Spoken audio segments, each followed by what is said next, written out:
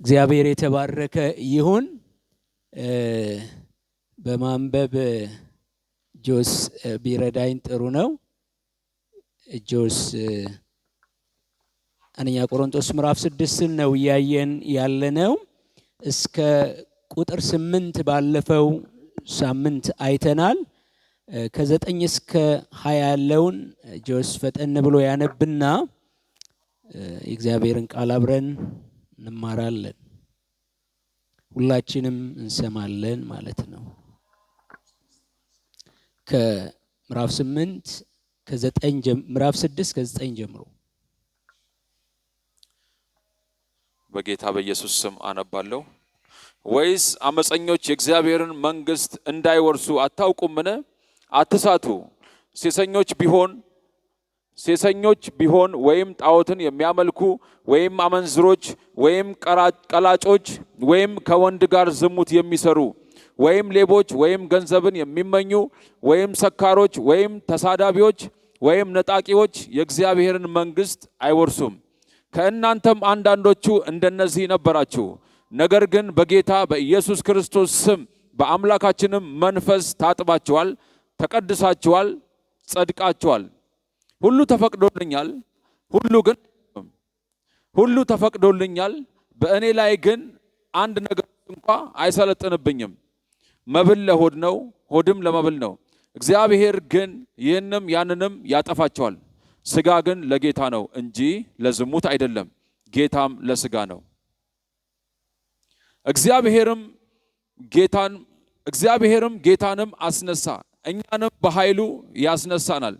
ስጋችሁ የክርስቶስ ብልቶች እንደሆነ አታውቁምን? እንግዲህ የክርስቶስን ብልት ወስጄ የጋለሞታ ብልቶች ላደርጋቸውን? አይገባም። ወይስ ከጋለሞታ ጋር የሚተባበር አንድ ስጋ እንዲሆን አታውቁምን? ሁለቱ አንድ ስጋ ይሆናሉ ተብሏልና። ከጌታ ጋር የሚተባበር ግን አንድ መንፈስ ነው። ከዝሙት ሽሹ። ሰው የሚያደርገው ኃጢአት ሁሉ ከስጋ ውጭ ነው። ዝሙትን የሚሰራ ግን በገዛ ስጋው ላይ ኃጢአትን ይሰራል። ወይስ ስጋችሁ ከእግዚአብሔር የተቀበላችሁት በእናንተ የሚኖር የመንፈስ ቅዱስ ቤተ መቅደስ እንደሆነ አታውቁምን? በዋጋ ተገዝታችኋልና ለራሳችሁ አይደላችሁም። ስለዚህ በስጋችሁ እግዚአብሔርን አክብሩ። እግዚአብሔር የተባረከ ይሁን። ሐዋርያ ጳውሎስ እንግዲህ ለቆሮንቶስ አማኞች እስካሁን በመካከላቸው ስለነበረ የህይወት ችግር ያንን ደግሞ ለመቅረፍ መመሪያ የሚሆናቸው እርምትን እየሰጣቸው ነው ያለው። እንግዲህ ባለፈው ሳምንት የተመለከትነው በመካከላቸው መካሰስ ነበረ እና ይሄ አይገባም። በቅዱሳን መካከል ያለ መካሰስ በቤተ ክርስቲያን በወንድሞች በቅዱሳን ሊፈታ ይችላል ብሎ ይነግራቸዋል። ዛሬ በምንነጋገረው ክፍልና መሀል ላይ አንድ ሐሳብ አለ ከቁጥር 9 እስከ 11። እሱን ፈጠን ብዬ ከተናገርኩ በኋላ ወደ ዛሬው ሐሳብ እመጣለሁ። ቅድም እንደተነበበው እንደሰማችሁ ምንድነው የሚለው? እንደዚህ የሚያደርጉ ሰዎች የእግዚአብሔርን መንግስት አይወርሱም ይላል። እዛ ክፍል ላይ የተዘረዘሩ ሐሳቦች አሉ። ሴሰኞች፣ ጣዖትን የሚያመልኩ፣ አመንዝሮች፣ ቀላጮች፣ ከወንድ ጋር ዝሙት የሚሰሩ ወይም ሌቦች፣ ገንዘብን የሚመኙ፣ ሰካሮች፣ ተሳዳቢዎች፣ ነጣቂዎች። ይህንን ባለፈው ክፍል ላይ ዘርዘር አድርገን ለማየት ሞክረናል። እንዲህ የሚያደርጉ ሰዎች የእግዚአብሔርን መንግስት አይወርሱም ይላል። እነዚህ የእግዚአብሔርን መንግስት አይወርሱም የሚላቸው ክርስቲያኖች አይደሉም። አውዱ ላይ ስንመለከት ከናንተ መካከል እንደዚህ ነበራችሁ፣ ከነሱ ነበራችሁ ይላል እና እነዚህ የቆሮንቶስ አማኞች ከየት እንደወጡ ከምን አይነት ህይወት እንደወጡ ይዘረዝራል። እና እዚህ ክፍል ላይ የሚናገር የእግዚአብሔርን መንግስት አይወርሱም እያለ ያለው አማኞችን ቅዱሳንን አይደለም። በክርስቶስ ከማመናቸው በፊት እንዲህ አይነት የተበላሸ ህይወት ሲኖሩ እንደነበረ የቆሮንቶስ አማኞች፣ ነገር ግን አሁን እናንተ ምንድነው የሚላቸው? ከናንተ አንዳንዶች እንደዚህ ነበራችሁ ይልና ነገር ግን በጌታ በኢየሱስ ክርስቶስ ስም በአምላካችን መንፈስ ታጥባችኋል ይላል። እግዚአብሔር የተባረከ ይሁን። ምን ሆናችኋል? ታጥባችኋል። ይሄ በክርስቶስ ኢየሱስ በማመናቸው ያገኙትን አዲስ ሕይወት፣ ዳግመኛ መወለዳቸውን፣ እንደገና መታጠባቸውን፣ ወደ እግዚአብሔር መንግሥት ወይንም ደግሞ ወደ ክርስቶስ አካል መግባታቸውን ይናገራል። ደግሞ ተቀድሳችኋል ይላቸዋል። እናንተ ተለይታችኋል፣ እናንተ የእግዚአብሔር ወገን ናችሁ ይላቸዋል። ከዚያ በኋላ ደግሞ ምንድነው የሚላቸው? ጸድቃችኋል ይላል። እግዚአብሔር የተባረከ ይሁን። ታጥባችኋል፣ ተቀድሳችኋል፣ እንደገና ደግሞ ጸድቃችኋል። ከዚህ በፊት እናንተ ከነሱ ወገን ነበራችሁ፣ በእነሱ መካከል እንደ አንዱ ትኖሩ ነበር እያለ ይናገራል። እንግዲህ እዚህ ክፍል ላይ የሚናገረው የእግዚአብሔርን መንግሥት አይወርሱም እያለ ያለው በክርስቶስ ኢየሱስ አምነው ያልዳኑ ሰዎች ናቸው። በዚያ በጨለማ ውስጥ በኃጢአት ውስጥ በርክሶት ውስጥ ሲኖሩ እንደነበረ እነዚህ የቆሮንቶስ አማኞች እናንተም እንደነሱ ከነሱ አንዱ ነበራችሁ። አሁን ግን ምን ሆናችኋል? ታጥባችኋል። አሁን ምን ሆናችኋል? ተቀድሳችኋል። እንደገና ደግሞ አሁን ጸድቃችኋል ይላል። እዚህ ጋር አንድ ነገር ተናግሬ ልለፍ። ማለት እግዚአብሔር ምን አይነት ታላቅ አምላክ እንደሆነ በክርስቶስ ኢየሱስ ያገኘነው ሕይወት ወገኖቼ፣ ዛሬም እንኳን በብዙ አይነት የኃጢአት ችግር እስራት ውስጥ ያሉትን ሰዎች እግዚአብሔር ሊፈታቸው እንደሚችል፣ የእግዚአብሔር ኃይል ነፃ ሊያወጣቸው እንደሚችል የሚያሳይ ክፍል ነው። እግዚአብሔር የተባረከ ይሁን። ይህንን ይናገርና ዛሬ አብረን ወደምንካፈልበት ዋነኛ ሐሳብ ፈጥኜ እገባለሁ ከጊዜ አኳያ። ዛሬ አብረን የምንነጋገርበት ርዕስ ልስጣችሁ፣ ከዝሙት ሽሹ የሚል ነው። ከዝሙት ሽሹ። መጨረሻ አካባቢ ነው ይሄንን ቃል የሚጠቀመው፣ ግን ዋናው የዚህ ክፍል ዋናው ሐሳብ ወይንም ደግሞ የዚህ ክፍል መካከለኛው ሐሳብ ይሄ ነው። ከዝሙት ምን ሁኑ? ሽሹ። ትንሽ ነገር እናንሳ። በክርስትና ሕይወታችን ሁሉን ነገር በመገሰጽ አናልፈው፣ ሁሉን ነገር በመገሰጽ አናመልጠውም። በተለይ መጽሐፍ ቅዱስ በዋነኛነት ሽሹ የሚላቸው 1-3 ጉዳዮች አሉ። ሽሹ፣ መገሰጽ አስፈላጊ ነው፣ ግን ደግሞ በመገሰጽ ብቻ ልናመልጠው የማንችላቸው ነገሮች አሉ። እነዚህ ነገሮች አንዱ ዝሙት ነው። ከዝሙት ምን አድርጉ ነው የሚለው? ሽሹ ብሎ ነው የሚናገረው። በኋላ አንስተን እንመለከታለን። ሁለተኛ ጢሞቴዎስ ምዕራፍ 2 ቁጥር 22 ላይ ሄዳችሁ ስትመለከቱ በቀድሞ መደበኛ ትርጉም ላይ ከጎልማሳነት ምኞት ከክፉ ምኞት ሽሹ ይላል። እንደገና ደግሞ በአዲሱ መደበኛ ትርጉም ላይ ከወጣትነት ክፉ ምኞት ሽሹ ይላል። ምን አድርጉ? ሽሹ። ሌላው ሽሹ የሚለው አንያ ጢሞቴዎስ ምዕራፍ 6 ቁጥር 11 ላይ ሄዳችሁ ስትመለከቱ ከገንዘብ ፍቅር ምን አድርጉ? ሽሹ ይላል። ከገንዘብ ፍቅር ሽሹ። በጣም እነዚህ ነገሮች ከባድ ናቸው። ክርስቲያኖችን ሊሰብሩ፣ ሊጎዱ፣ ከእግዚአብሔር ጸጋ ሊያጎሉ የሚችሉ ነገሮች ናቸው። ከገንዘብ ሽሹ ይላል። ሌላው አንደኛ ቆሮንቶስ እዛው ምዕራፍ 10 ቁጥር 14 ላይ ከጣዖት አምልኮ ምን አድርጉ?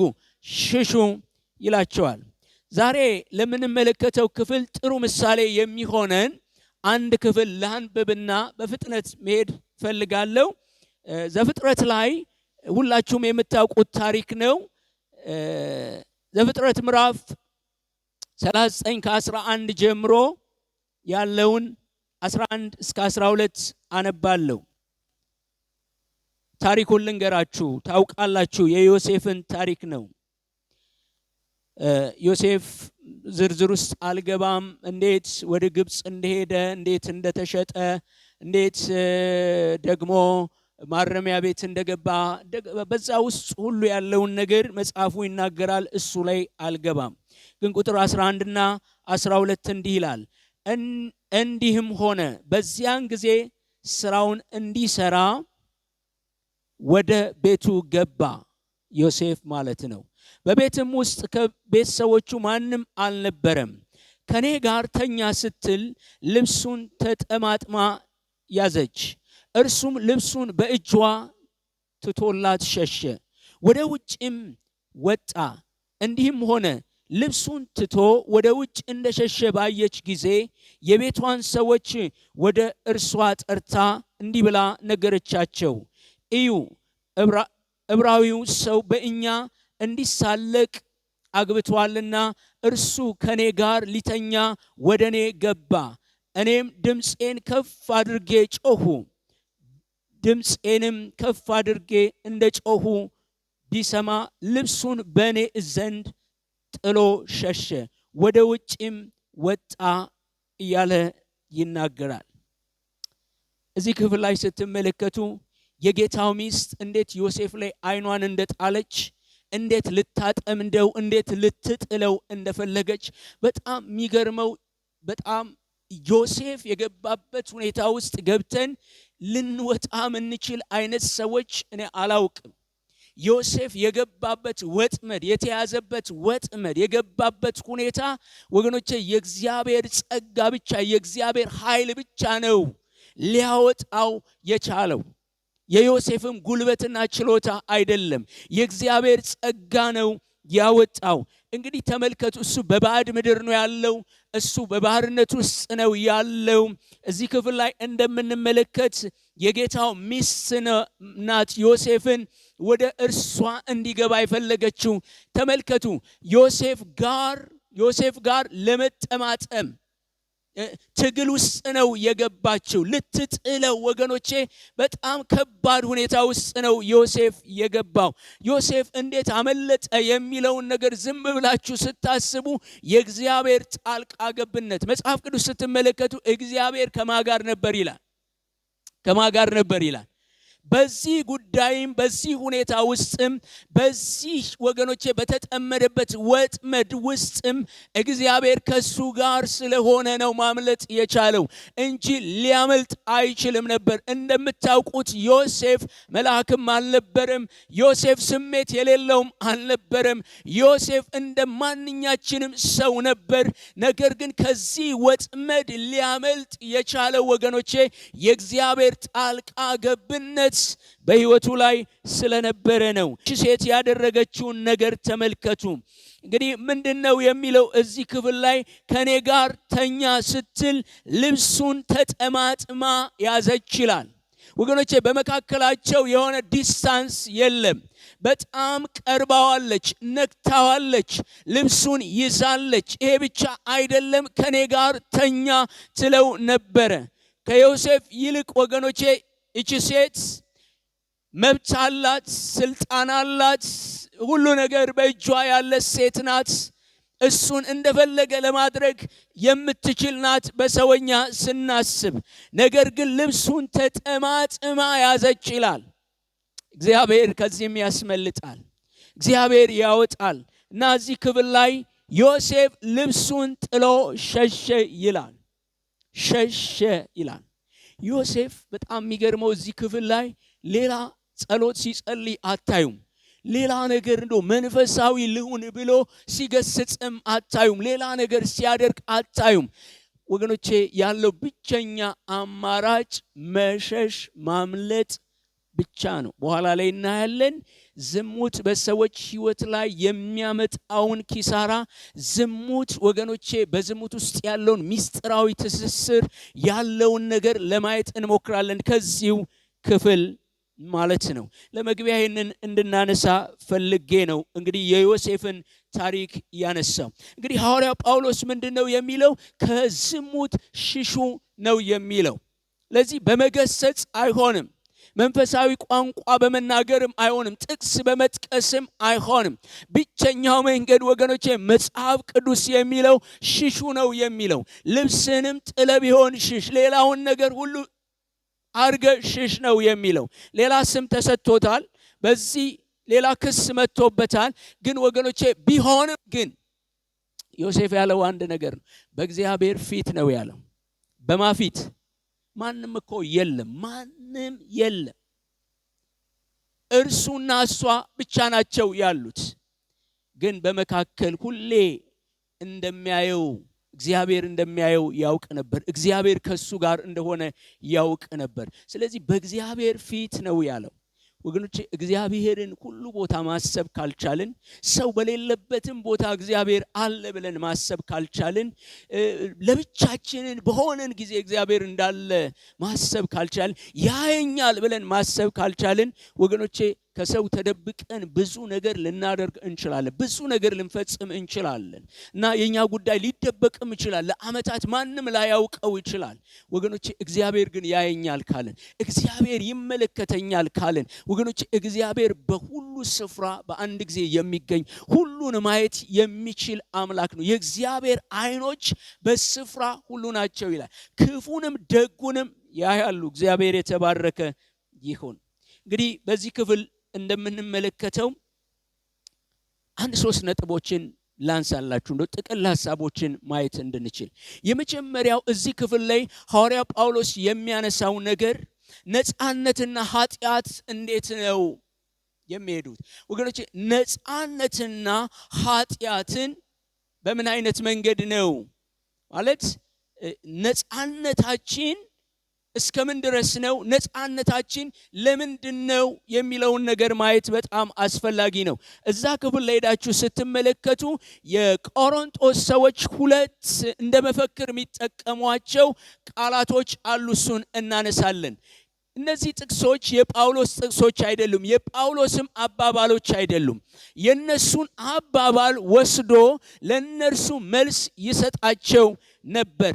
ስለዚህ እዚህ ክፍል ላይ እነዚህ 2 አባባሎችን የቆሮንቶሳውያን መፈክሮች ናቸው። በትምህርተ ጥቅስ ውስጥ መጽሐፍ ቅዱስ ላይ ሄዳችሁ ስትመለከቱ በትምህርተ ጥቅስ ውስጥ ናቸው እነዚህ የተቀመጡት። የመጀመሪያው ምንድነው የምንመለከተው? ሁሉ ተፈቅዶልኛል። ምዕራፍ 6 ቁጥር 12 ላይ ሄዳችሁ ማየት ትችላላችሁ። ሁሉ ተፈቅዶልኛል የሚል የቆሮንቶሳውያን ወገኖቼ መፈክር ነው፣ ፍልስፍና ነው። እነሱ የሚጠቀሙበት እንደ መርህ አድርገው የሚጠቀሙበት ነው። ይሄ ሁሉ ተፈቅዶልኛል የሚለው አስተሳሰብ በቆሮንቶስ አማኞች መካከል እንዴት ሊስፋፋ ቻለ? እንዴት ሊገኝ ቻለ? ይሄ መፈክር የነሱ መፈክር እንዴት ሊሆን ቻለ የሚለውን ጥቂት ነገር ላንሳላችሁ። በዘመኑ የነበሩ የሥነ ምግባር ፈላስፋዎች አሉ በዚያ በቆሮንቶስ ከተማ። እንግዲህ ወደ ቆሮንቶስ ቤተክርስቲያን የመጡ አማኞች ከየት ነው የመጡት? ከዓለም ነው የመጡት። ከተለያየ ፍልስፍና ውስጥ አስተሳሰብ ውስጥ ነው የመጡት። እንግዲህ እነዚህ በዘመኑ የነበሩ የሥነ ምግባር ፈላስፋዎች ሲንክ ስቶይኮሶች የሚባሉ ናቸው። ምንድነው እነሱ የሚሉት? አንድ ሰው ነፃነት አለው የሚባለው እንደፈለገ ሲኖር ነው። ገደብ ሳይኖርበት የፈለገውን ማሰብ የፈለገውን ማድረግ እንደፈለገ መመላለስ ሲችል ያ ሰው ነፃነት አለው ብለው ነው የሚያስተምሩት። በእኛም ዘመን ስለ ነፃነት የተለያዩ ፍልስፍናዎች አሉ። በዚያ ዘመን የነበሩ እነዚህ ፈላስፋዎች ምንድነው የሚሉት? ነፃነት ማለት ሰው የፈለገውን ማድረግ ሲችል ነው። የፈለገውን ማድረግ፣ ማንም ከልካይ ሊኖረው ምንም ከልካይ ሊኖረው አይገባም የሚል አስተሳሰብ ነበራቸው። ምናልባትም በቤተ ክርስቲያን ውስጥ እንዲህ አይነት አስተሳሰቦች ዘልቀው እንደገቡ ክፍሉ ላይ እንመለከታለን እና እንደዚህ አይነት አስተሳሰብ ያላቸው ነፃነታችን ያለ ገደብ ነው ብሎ ነው የሚያስቡት። ይሄ ዓለማዊ የሥነ ምግባር መርህ ነው። ባይዘው ይሄ አባባል መጽሐፍ ቅዱሳዊ አይደለም፣ ክርስቲያናዊም አይደለም። ይሄ አስተሳሰብ፣ ይሄ የሥነ ምግባር መርህ። ስለዚህ ሰው የፈለገውን ማድረግ ይችላል። ማንም ሊከለክለው፣ ማንም ሊያግደው፣ ይሄን አታድርግ፣ ይሄንን አድርግ ሊለው የሚችል የለም። ስለዚህ ትክክለኛ ነፃነት ሰው የፈለገውን ማድረግ ሲችል ነው የሚል አስተሳሰብ ነበር። እንግዲህ በቆሮንቶስ የነበሩ ቤተ ክርስቲያን በዚህ አይነት አስተሳሰብ ተጽዕኖ ውስጥ ወድቀዋል ማለት ነው። ስለዚህ ሁሉ ተፈቅዶልናል ይላሉ። ሁሉ ተፈቅዶልናል። ይሄን ባደርግ ምን አለበት? ማንም ሰው ሊከለክለኝ አይችልም። ማንም ሰው እንዲህ ሊለኝ አይችልም። ደስ ያለኝን የፈለግኩትን ነገር ማድረግ እችላለሁ የሚል አስተሳሰብ አላቸው። ስለዚህ እነሱ ሁሉ ተፈቅዶልኛል የሚል አስተሳሰብ ሲያነሱ ይሄንን ይወስድና ሐዋርያ ጳውሎስ ምንድነው የሚላቸው? ይሄንን አባባል የቆሮንቶሳውያንን አባባል ነው ተመልሶ ለነሱ ምላሽ የሚሰጣቸው። ይሄ እዛው አንደኛ ቆሮንቶስ ምዕራፍ 10 ቁጥር 23 ላይ ሄዳችሁ ማግኘት ትችላላችሁ። ይህንን አስተሳሰብ ይለማመዱታል በቤተ ክርስቲያን ውስጥ ማለት ነው። ኃጢአትን ከዚህ አስተሳሰብ ጋር አያይዘው ስለዚህ የፈለኩትን ነገር ባደርግ ኃጢአት ሊሆንብኝ አይችልም፣ ማንም ደግሞ ኃጢአት ነው ሊለኝ አይችልም የሚል አስተሳሰብ አላቸው። ስለዚህ ሐዋርያ ጳውሎስ ምንድነው የሚላቸው? መልስ ሲሰጣቸው ወይንም የነሱን አስተሳሰብ ሲሞግት ወይንም ሲቃወም ምን ይላል? ሁሉ ተፈቅዶልኛል የሚለውን ጥቅስ ይወስድና እንዲህ ይላል፣ ሁሉ ግን አይጠቅምም።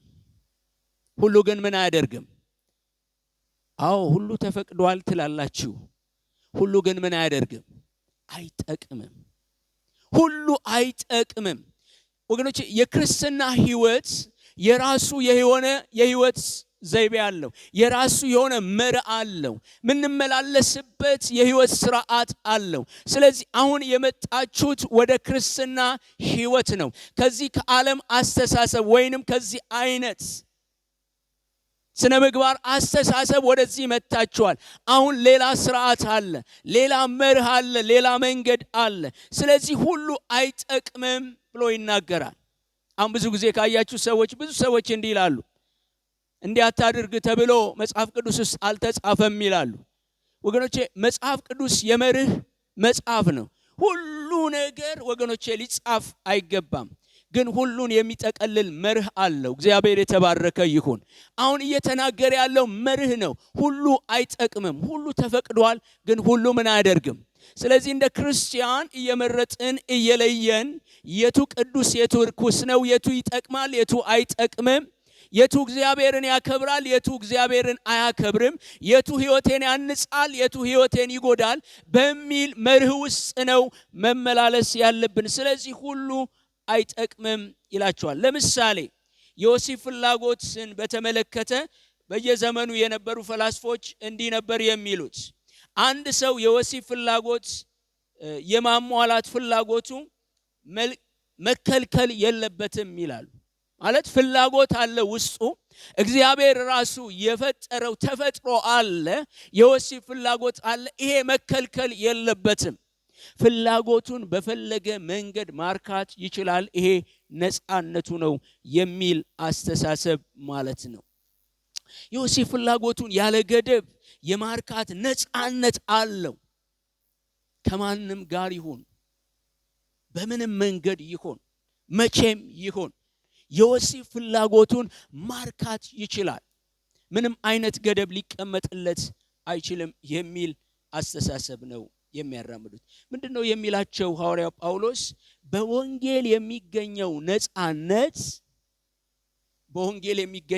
ነፃነት ከኃጢአት ነው ነፃ ያወጣ ነው። አሜን ወገኖቼ፣ ክርስትና የነፃነት ህይወት ነው።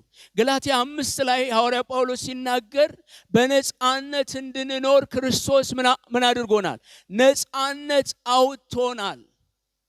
ተመልሰን ግን የኃጢአት ባሪያዎች እንዳንሆን እንጠንቀቅ ይላል። ነፃ ወጥተናል። ነፃ የወጣነው ከኃጢአት ባርነት ነው፣ ከሰይጣን ባርነት ነው፣ ከዚህ ዓለም ባርነት ነፃ ወጥተናል። ነፃ የወጣነው ከኃጢአት ነው። ደግሞ ወገኖቼ ነፃ የወጣነው የጽድቅም ባሪያዎች እንድንሆን ነው። አንድ ነገር ልንገራችሁ፣ ባሪያ እኛ ጌታ ነው የለወጥነው እንጂ አሁንም ባሪያዎች ነን። አሜን ትላላችሁ? ጌታ ነው የለወጥነው። ከዚህ ቀደም የሰይጣን ባሪያዎች ነበርን፣ የኃጢአት ባሪያዎች ነበርን፣ የክፉ ነገሮች ባሪያዎች ነበርን። ክርስቶስ ኢየሱስ በመስቀሉ ሥራ እኛ ነፃ አወጣንና ደግሞ የሱ ባሪያዎች ሆነን። መጽሐፍ ቅዱስ ላይ ሐዋርያ ጳውሎስ ራሱ የክርስቶስ ምንድነኝ ይላል? ባሪያ ነኝ ይላል።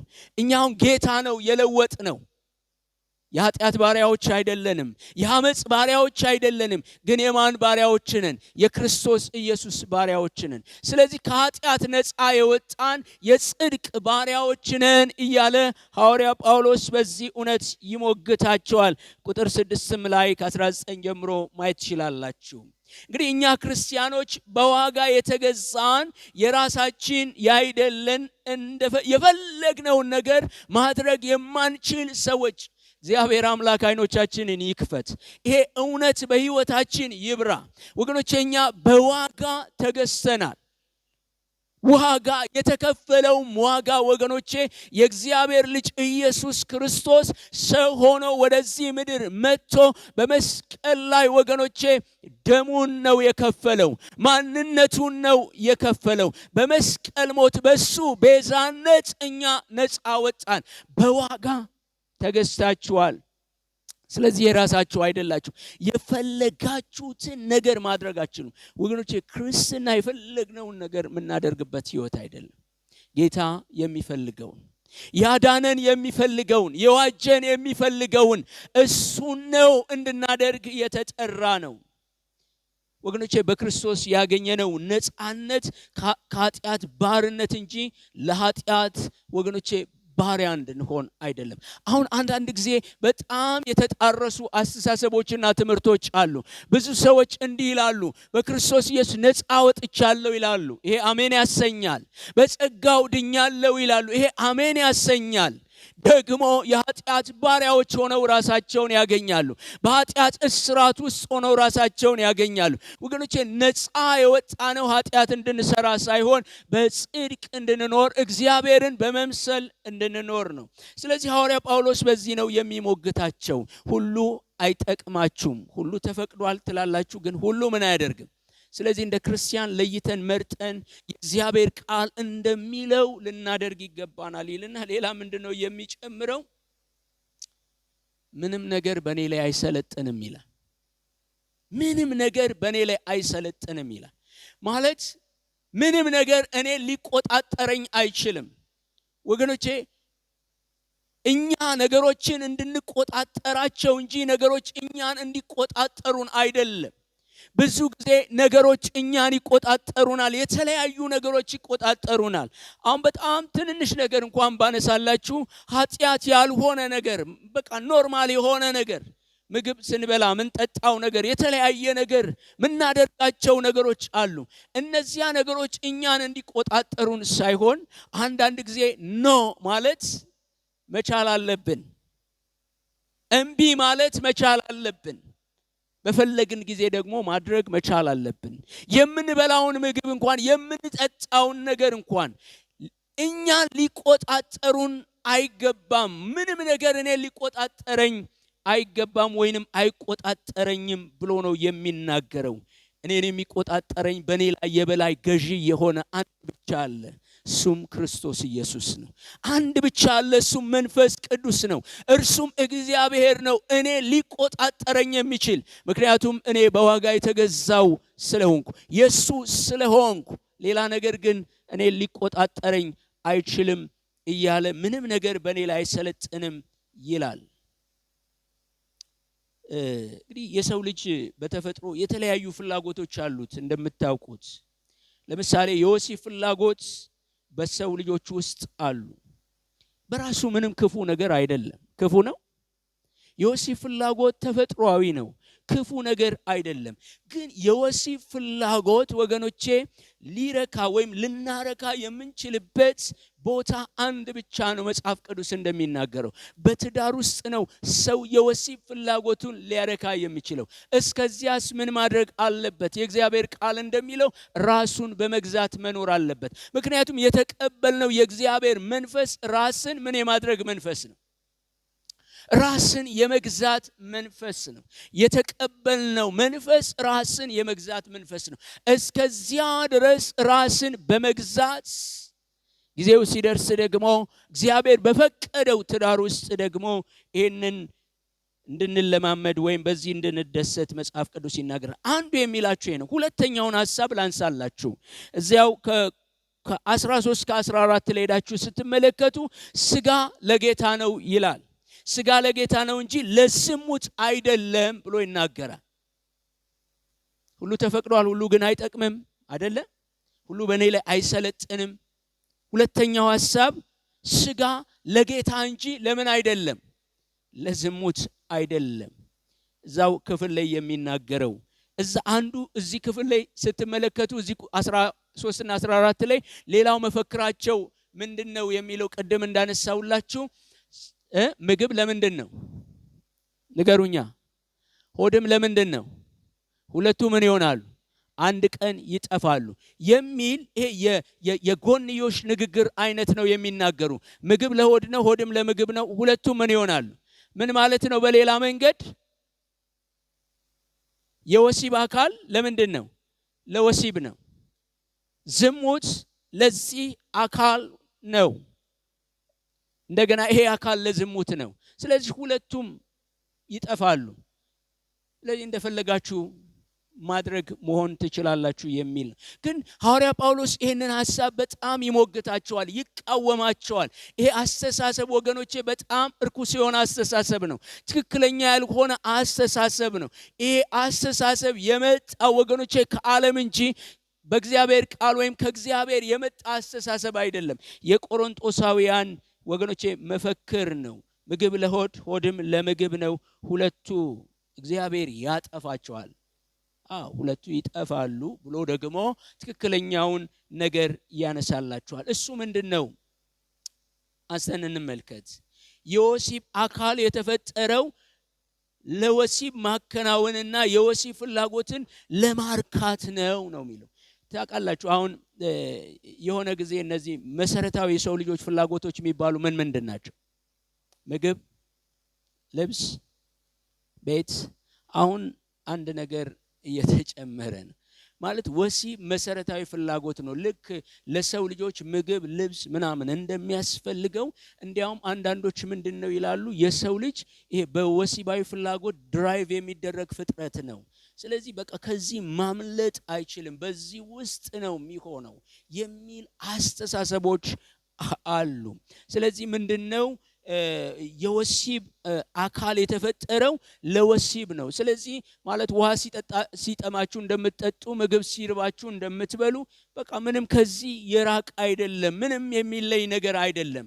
ልክ ምግብ ሲያስፈልጋችሁ ምግብ እንደምትበሉ የወሲብ ፍላጎት ሲያስፈልጋችሁ ወይንም ደግሞ የወሲብ ፍላጎት በውስጣችሁ ሲነሳሳ ወሲብን ሄዳችሁ መፈጸም ትችላላችሁ የሚል አይነት አስተሳሰብ ነው። እንግዲህ ምግብም ሆድም አንድ ቀን ምን ይሆናሉ? ይጠፋሉ። የወሲብ አካልም አንድ ቀን ይጠፋል። ግን እንደሱ ብቻ አይደለም መጽሐፍ ቅዱስ የሚለው፣ የእግዚአብሔር ቃል የሚለው፣ ሐዋርያ ጳውሎስም የሚሞግታቸው ምንድነው የሚለው? እንግዲህ ይሄ ዝሙት ከሌሎች ኃጢአቶች ወይንም ከሌሎች ምንድነው? ኃጢአት ሁሉ አንድ ነው፣ እኩል ነው፣ እውነት ነው። ግን ዝሙት በኋላ እናነሳለን በዚህ አካል ላይ በእኛ አካል ላይ የሚፈጸም በሁለንተናችን ላይ የሚፈጸም ነገር እንደሆነ እናያለን። እንግዲህ ሐዋርያ ጳውሎስ ምንድነው የሚለው እዚህ ክፍል ላይ? ይህንን አስተሳሰብ ይቃወማል። ምንም እንኳን ሆድም ምግብም ቢጠፉም ለክርስቲያኖች ግን ጌታ ኢየሱስ የሞተው ለምናቸው ጭምር ነው። አሁን ብዙ ጊዜ ምንድነው ይላሉ? ይሄ ስጋ ቱታ ነው ይላሉ። አመድ ውስጥም ጭቃ ውስጥም አተላ ውስጥም ብትንከባለል ምንድነው? ቱታ ነው። ነፍስን መንፈስን ብቻ ምን ያድርግ? ወገኖቼ ኃጢአት ሰው ኃጢአት ከሰራ በተለይ ዝሙት ኃጢአት ከሰራ መንፈሱ እንዴት ነፃ ሊሆን ይችላል? ነፍሱ እንዴት ነፃ ሊሆን ይችላል? ሲጀመር እኮ ዝሙት ወገኖቼ ከወሲብ አካል የሚጀምር አይደለም፣ ከአስተሳሰብ የሚጀምር ነው። ወገኖቼ ከስሜትን፣ ፍቃድን፣ ዕውቀትን እነዚህን ሁሉ የሚነካ ነው። የሰው ሁለንተና ወገኖቼ የሚቆጣጠር ነገር ነው። ሐዋርያው ጳውሎስ እያለ ያለው ክርስቶስ ኢየሱስ የሞተው ለሁለንተናችሁ ነው፣ ለስጋችሁ ሞቷል። አሜን። ለዚህ ስጋችን ክርስቶስ ኢየሱስ ሞቷል። ይሄ ስጋችን ይሄ አካላችን ወገኖቼ የእግዚአብሔር ቤተ መቅደስ ነው። የክርስቶስ ኢየሱስ ቤተ መቅደስ ነው። የእግዚአብሔር መንፈስ ማደሪያ ነው። ስለዚህ ይሄ ዝም ብለን በየሜዳ የምንጥለው ነገር አይደለም። በጥንቃቄ ልንይዘው የሚገባ ነገር ነው። እንግዲህ ለክርስቲያኖች ጌታ ኢየሱስ ክርስቶስ ለስጋቸው ሞቷል። ይህ ማለት ምን ማለት ነው? ምን ይላችኋል? ስጋ ለማን ነው ይላል? ስጋ ለጌታ ነው ይላል። ይሄ ስጋ ለጌታ ነው። ኢየሱስ የሞተው ለዚህም ስጋችን ነው። ለዚህም አካላችን ኢየሱስ ዋጋ ከፍሏል። ይሄ ስጋ በዋጋ የተገዛ ነው። ስለዚህ ይሄ ስጋ የማን ነው? የክርስቶስ ኢየሱስ ነው። ወገኖቼ ለክርስቲያኖች ስጋ ተፈጥሯዊ ፍላጎትን ማስፈጸሚያ ብቻ ሳይሆን የክርስቶስ ንብረት ነው። ይህን ታምናላችሁ? የክርስቶስ ንብረት ነው። ይሄ አካላችሁ የናንተ አይደለም፣ የኔ አይደለም። በዋጋ የገዛ የክርስቶስ ኢየሱስ ንብረት ነው። ይህንን በደንብ መረዳት በጣም አስፈላጊ ነው። ጌታ ኢየሱስ የሞተው ለሁለንተናችን ነው። ለነፍሳችንም፣ ለስጋችንም፣ ለመንፈሳችንም ነው የሞተው። እንግዲህ ስጋችን ለጌታ ተገዝቶ እንዲያገለግል ጌታ ኢየሱስ በመስቀል ላይ ሞቶ የዋጀው የራሱ ነው። እግዚአብሔር ይርዳን ወገኖቼ። ይሄ ስጋ የጌታ ነው በሉ ሁል ጊዜ። እግዚአብሔር ይርዳን። ይሄ ስጋ የጌታ፣ ይሄ እጅ የጌታ ነው። ይሄ እግር የጌታ ነው። አይኔ የጌታ ነው። ጆሮዬ የጌታ ነው። አንደበቴ የጌታ ነው። ሁለንተናዬ የጌታ ነው። ስለዚህ የጌታ ከሆነ ለጌታ ክብር ነው መኖር ያለበት። እሱ የሚፈልገውን ነው ማድረግ ያለበት። የክርስቲያኖች ስጋ ታውቃላችሁ ምዕራፍ 15 ላይ ሌላ ጊዜ ልናይ እንችላለን። ይሄ የሚበሰብሰው አሜን የማይበሰብሰውን ለብሶ አንድ ቀን ይነሳል። ይሄ ምድራዊ የሆነው ሰማያዊውን ለብሶ፣ ይሄ ፍጥረታዊ የሆነው አካል ወገኖቼ መንፈሳዊውን ለብሶ አንድ ቀን ይነሳል። ልክ የስንዴ ቅንጣት ተዘርታ እንደምትበሰብስ ከዚያ በኋላ እንደምትበቅል እንደዚሁ አንድ ቀን ይሄ ስጋችን ቢሞትም እንኳን በትንሣኤ አካል እንደሚነሳ መጽሐፍ ቅዱስ ይነገራል። አንድ ቀን ይሄ ስጋ አንድ ቀን ይነሳል፣ በክብር ይነሳል ወገኖቼ፣ በማይበሰብስ አካል ይነሳል። ስለዚህ ይሄ ስጋዬ እንደፈለኩ የማደርገው የኔ ሳይሆን የክርስቶስ ነው እያለ ነው የሚሞግታቸው። ይሄ ስጋ የክርስቶስ ኢየሱስ ነው እንጂ የራሳችሁ አይደለም። አንድ ቀን ይነሳል። አሜን። እንጠብቃለን አይደል? ትንሣኤ አንድ ቀን በከበረው አካል ወገኖቼ። የሚነሳው እኮ ይሄው አካል ነው። የሚበሰብሰው አካል እኮ ነው። ውሃ የበላው፣ እሳት የበላው፣ በመኪና አደጋ የሞተ፣ አጥንቱ የተበታተነ፣ ስጋው የበሰበሰ አንድ ቀን ወገኖቼ በትንሣኤ አካል ይነሳል። ስለዚህ ይሄ አካላችን የሚጠፋ እንዳይመስላችሁ፣ ይለወጣል። በከበረ አካል ይለወጥ። ይሄንን ነው እያለ ያለው። ስለዚህ በስጋችሁ እግዚአብሔርን አክብሩ። በስጋችሁ ምን አድርጉ? እግዚአብሔርን አክብሩ። በስጋችሁ እግዚአብሔርን አክብሩ ይላችኋል። ሶስተኛውን ነጥብ ፈጥኜ ላንሳና ጨርሳለሁ።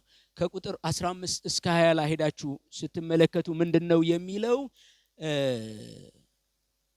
ዝሙት የሚያመጣውን ክፉ ጥምረትና መንፈሳዊ ጉዳት እዚህ ላይ በደንብ እንድትሰሙኝ ይፈልጋል። ብዙ ጊዜ ብዙ ሰዎች በቃ መውደቅና መነሳት ይመስላቸዋል። ምንም አይደለም። ዝሙት ብሰራ፣ ኃጢአት ብሰራ በቃ እግዚአብሔር ሆይ ይቅርታ ብዬ አልፋለሁ ይላሉ። የራሱ ወገኖቼ ዳሜጅ አለው፣ የሚያመጣው ጉዳት አለው። በመንፈሳዊ ህይወታችን ላይ የሚያመጣው ነገር አለ። እዛ ከቁጥር 15 ጀምሮ ሄዳችሁ ስትመለከቱ የሚለው ነገር አለ። ከቁጥር 15 ጀምሮ ባነበው ጥሩ ነው። ፈጠን ብዬ አነባለሁ። እንደዚህ ይላል፣ ስጋችሁ የክርስቶስ ብልቶች እንደሆነ አታውቁምን? የማን ብልት? በደንብ ይሄ እውነት ይግባ። ስጋችሁ የክርስቶስ ብልት እንደሆነ አታውቁምን ይላል። እንግዲህ የክርስቶስን ብልት ወስጄ የጋለሞታ ብልቶች ላድርጋቸው ነው ይላል። ስጋችሁ የክርስቶስ ብልት እንደሆነ አታውቁምን? ይህንን የክርስቶስ ብልት የሆነውን አካላችሁ ወስጄ የጋለሞታ ብልት ላድርገው ነው ይላል። ወገኖች የእግዚአብሔር ቃል እውነት ካልገባን አንድንም። የእግዚአብሔር ቃል እውነት ካልገባን አርነት ልንወጣ አንችልም። ልናነበው እንችላለን። ይሄ እግዚአብሔር ቃል እውነት ካልበራልን ወገኖቼ ነፃ ልንወጣ አንችልም። መጽሐፍ ቅዱስ ሲናገር እውነት አርነት ያወጣቸዋል።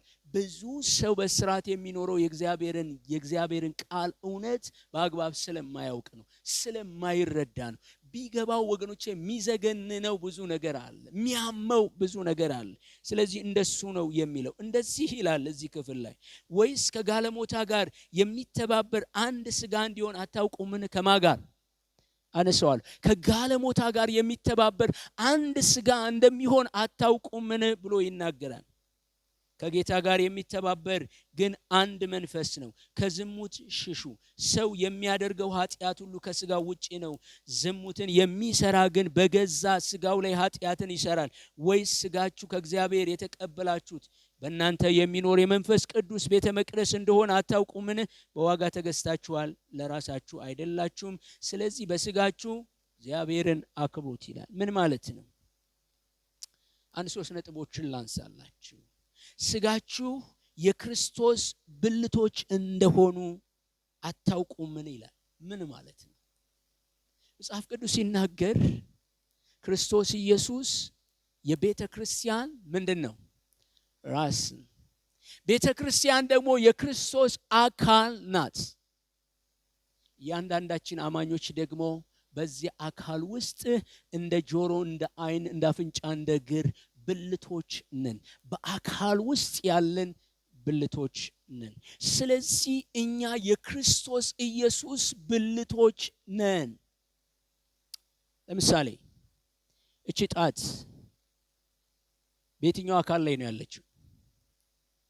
በየትኛው አካል ላይ ነው ያለችው? በእኔ አካል ላይ ነው ያለችው አይደለ? በዚች ጣት ላይ የሚደርሰው የሚሆነው ነገር ሁሉ ከዚህ አካል ጋር የተገናኘ ነው። ስለዚህ እቺ ጣት ከኔ አካል ከተለየች በህይወት ልትኖር አትችልም። ስለዚህ እቺ ጣት ወይንም የኔ እጅ ወገኖቼ ከአንጎል በሚመጣው ትእዛዝና መመሪያ ነው የምትተዳደረው። ስለዚህ እቺ ጣት ተነሳ እንደፈለገች ልትሆን አትችልም። ሚያዛት የሚመራት አለ። እንደሱ እንድታስቡ ያስፈልጋል። እንግዲህ ክርስቲያን የክርስቶስ ተከታይ ብቻ ሳይሆን ከክርስቶስ ጋር አንድ የሆነ ማለት ነው። ብዙ ጊዜ የምናስበው እግዚአብሔር የሃይማኖተኛ አስተሳሰብን ከኛ ላይ ይምታ፣ የሃይማኖተኝነትን ህይወት ከኛ ላይ ይምታ። ወገኖቼ እኛ የክርስቶስ ተከታዮች ብቻ ሳንሆን የክርስቶስ አካል ነን። የክርስቶስ አካል ነን። መጽሐፍ ቅዱስ እንደዚህ ነው የሚናገረው። ይሄንን ሁለተኛው ምንድነው የሚለው? እንግዲህ የክርስቶስን ብልት፣ ይሄንን በደንብ ስሙኝ፣ ወስጄ የጋለሞታ ብልት ላድርገው ብሎ ይናገራል። የክርስቶስን ብልት ወስጄ የማን ብልት ላድርግ? የጋለሞታ ብልት ላድርገው ወይ? ቀደም እንደነገርኳችሁ እኛ የክርስቶስ ነን። ስለዚህ ዝሙት መፈጸም የክርስቶስን አካል መዝረፍ ነው። ትንሽ ቃሉ ሊከብዳችሁ ይችላል። ዝሙት መፈጸም የክርስቶስን አካል፣ ይሄ አካል የኛ አይደለም፣ እኛ በዋጋ የተገዛን የሱ ነን። ይሄንን የሱን አካል መዝረፍ ወይንም ደግሞ ላልተገባ ነገር ውስጥ ማድረግ ነው።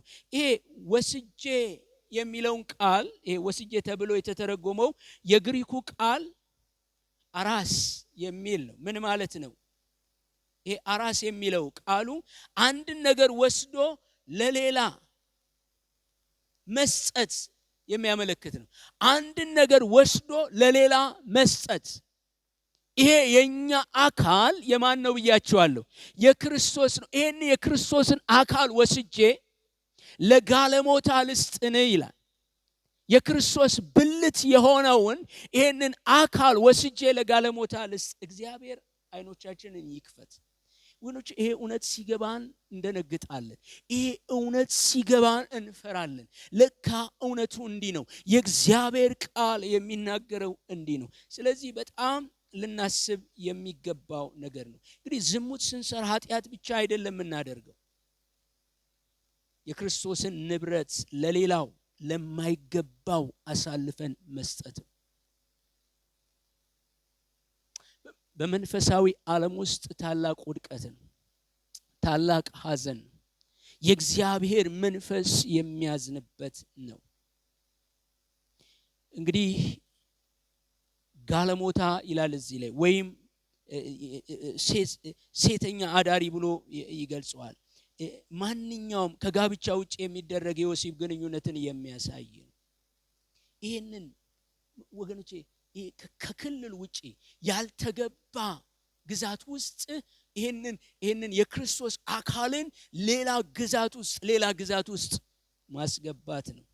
ይሄ ሴተኛ አዳሪ የሚለው ወይም ጋለሞታ የሚለው ሐሳብ ስለ አንድ ግለሰብ የሚናገር ሐሳብ ብቻ አይደለም። በአጠቃላይ የክፉን ያመጽን ዓለም ሁሉ የሚወክል ነው። ይሄ በአመጽ ዓለም ውስጥ በክፉ ዓለም ውስጥ የሚከናወነውን የሚወክል አባባል ነው እዚህ ላይ የምንመለከተው። እንግዲህ አንድ አማኝ ዝሙት በሚፈጽምበት ጊዜ በስጋ ወሲብ ከፈጸመው ሰው ጋር ወገኖቼ ትስስር ይፈጥራል። በኋላ አሳያቸዋለሁ ትንሽ ዘግናኙን ነገር። ከጨለማው ዓለም ጋር ነው ትስስር የሚፈጥረው። ከጨለማው ዓለም ጋር ሁሉ ትስስር ይፈጥራል።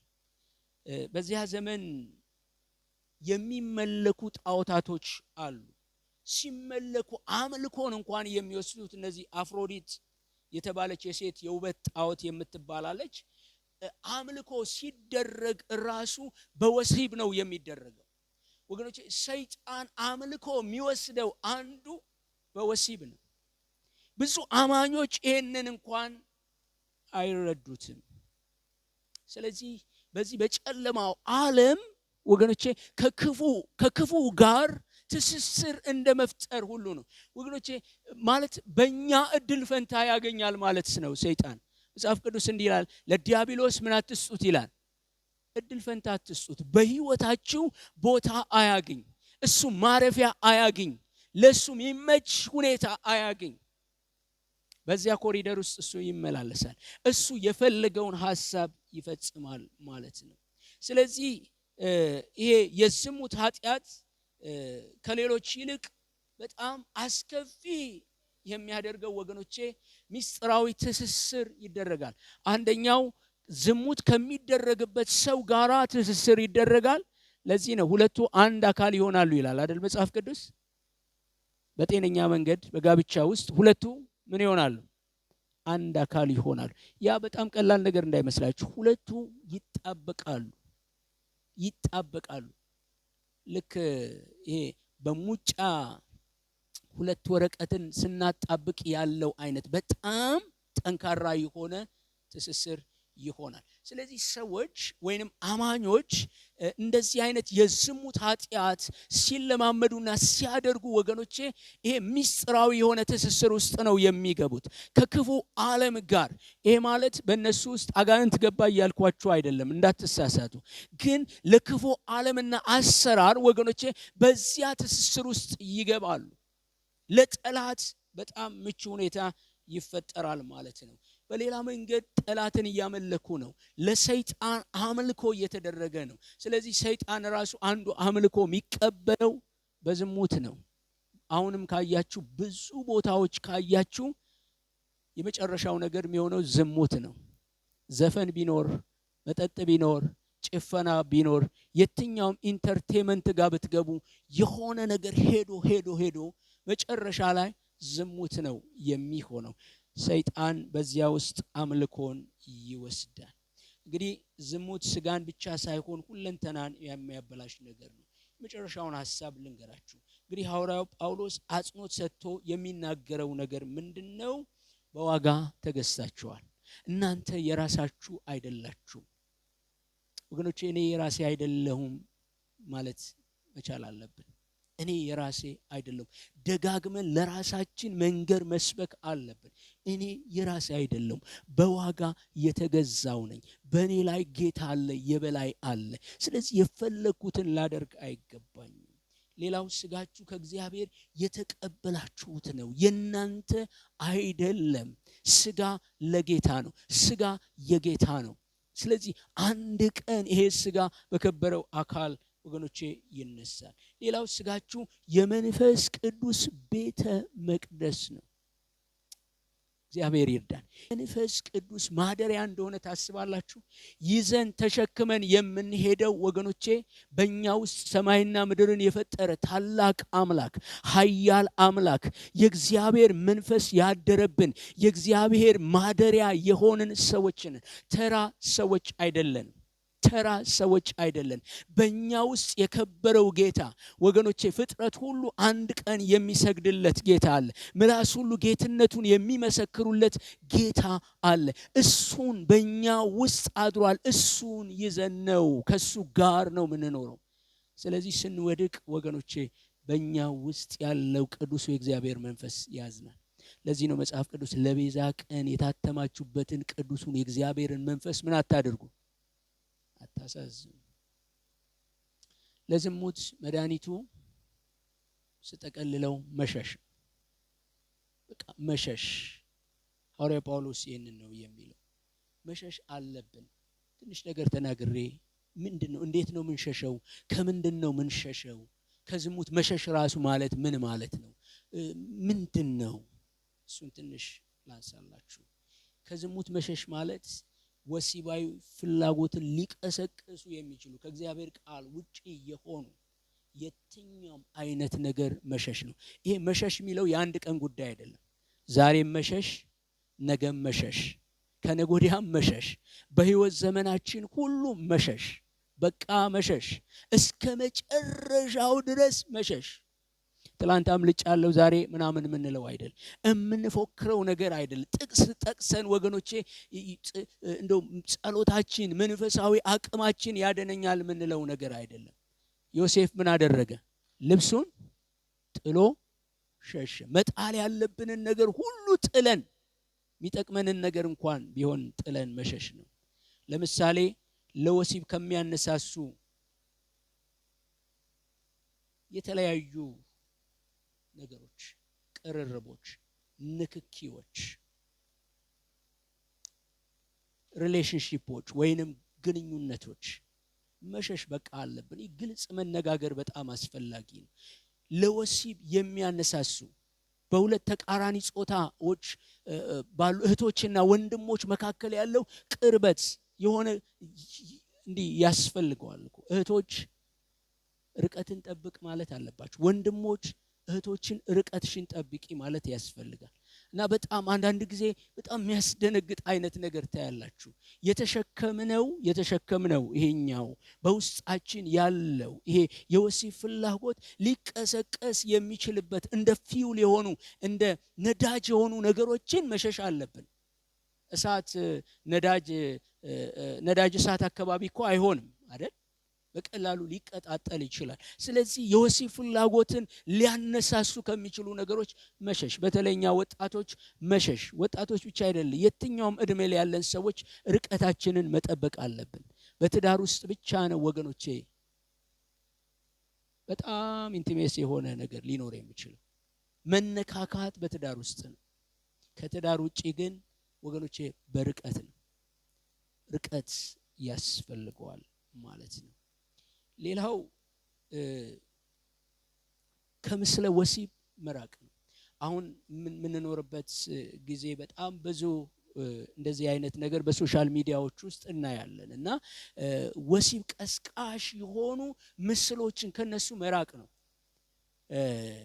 አንዳንድ ጊዜ አይታችሁ በኢየሱስ ክርስቶስን ብላችሁ ልትገስጹ ትችላላችሁ። በተለይ እንደዚህ አይነት የምስለ ወሲብ በጣም አጭር ደቂቃ ሊበቃቸው ይችላል።